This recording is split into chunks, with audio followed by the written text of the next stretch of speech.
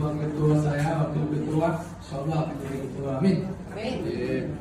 Para ketua komite dan para pimpinan serta para bapak-bapak, para senator, bapak ibu juga para senator.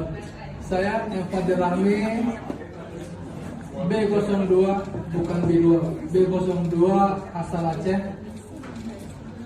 Pak Menteri dan para jajaran sekalian, ada 12 poin ini. Jadi lo Pak Menteri karena letaknya laki Aceh khusus. Saya cuma menyampaikan yang terkait dengan haji. Yang pertama itu asrama haji Aceh itu sudah mangkrak dari 2013. Itu sangat lama untuk satu bangunan yang terbengkalai, dan tentu kebutuhan Aceh untuk asrama haji sangat tinggi juga. Maka mohon informasinya, semoga tahun ini sudah dialokasikan untuk dilanjutkan, terlepas dari apapun permasalahan yang ada di dalam pembangunan asrama haji itu. Itu yang pertama. Yang kedua, ini semua masukan dari hasil reses dan barusan juga, Pak. Karena ada yang bocorkan ini ada pertemuan Menteri Agama dengan komite, jadi para WA semua ini. Yang kedua, kuota haji, Pak. Ya, Aceh termasuk di antara mungkin 5 atau 6 provinsi yang daftar tunggunya sampai 28 tahun ke atas. NTB, Jawa Timur, dan beberapa yang lain. 22, ya Jawa Barat ini ya, dan yang lain. Jadi sesuai dengan status Aceh sebagai daerah otonomi khusus, yang pertama. Yang kedua, sebagai daerah satu-satunya daerah yang menerapkan syariat Islam, maka dengan resmi pada forum ini atas nama rakyat Aceh memohon perhatian khusus dan penambahan kuota untuk daerah Aceh kepada Pak Menteri. Saya melihat ini adalah kesempatan kita, Pak, sebagai orang Aceh untuk berbuat kepada rakyat Aceh.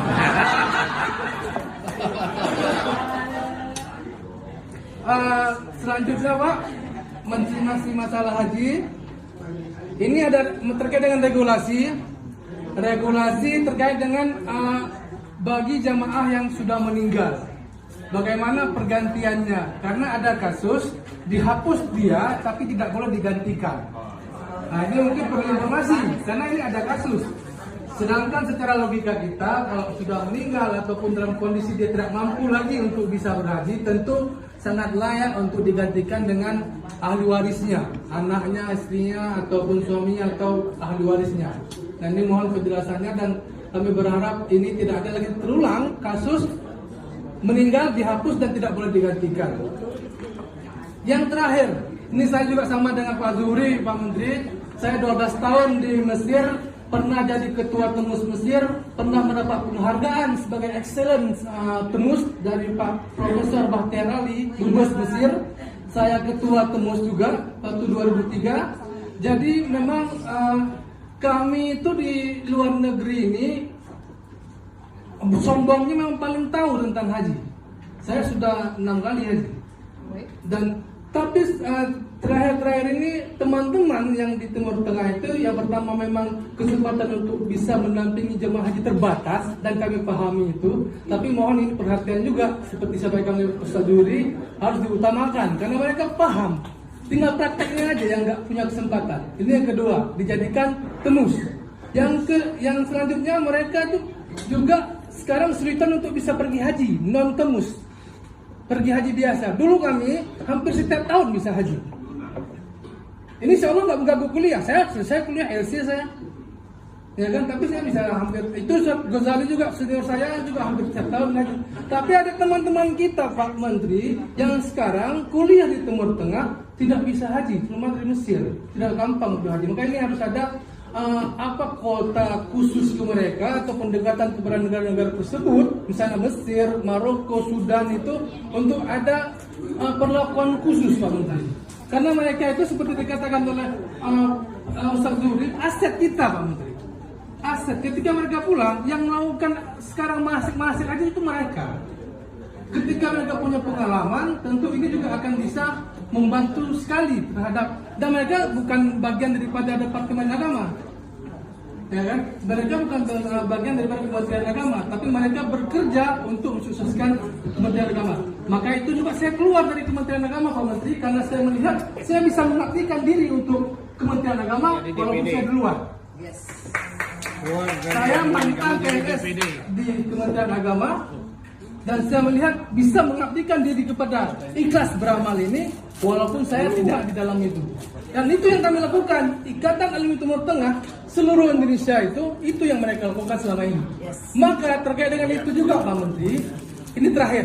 Tapi saya betul, ini udah kewat ya Pak Menteri, itu enggak Pak Ron, Pajan menjualnya besar. Ya biasa, kapan lagi aku bisa kesadaran sini? Jadi SDM banget. Indonesia maju, SDM unggul. Tapi kita melihat perhatian untuk meningkatkan kualitas sistem ini, khususnya kepada para alumni Timur Tengah itu kurang. Katakanlah sekarang kita punya LPDP 59 triliun dia keluarkan untuk SDM Indonesia unggul, tapi untuk jatah keagamaan itu sangat kurang. Puluhan negara dituju untuk dibiayai oleh LPDP, tapi hanya 1, 2, 3, mungkin tidak sampai 5 negara yang ada tujuannya untuk pendidikan keagamaan. Ini Pak Menteri terkait dengan problematika kita, radikalisme dan intoleransi. Kita ingin Indonesia ini banyak punya tokoh-tokoh sekelas Gus Dur, sekelas Tuan Guru Bajang, sekelas Quraisy Shihab. Kalau kita ingin ini ada, ya ini sedikit lagi, maka saya rasa kita perlu minta ada kuota khusus untuk SDM ini dari LPDP itu, Pak. Mungkin sekarang ada, tapi beasiswa santri nggak seberapa dari 59 triliun itu.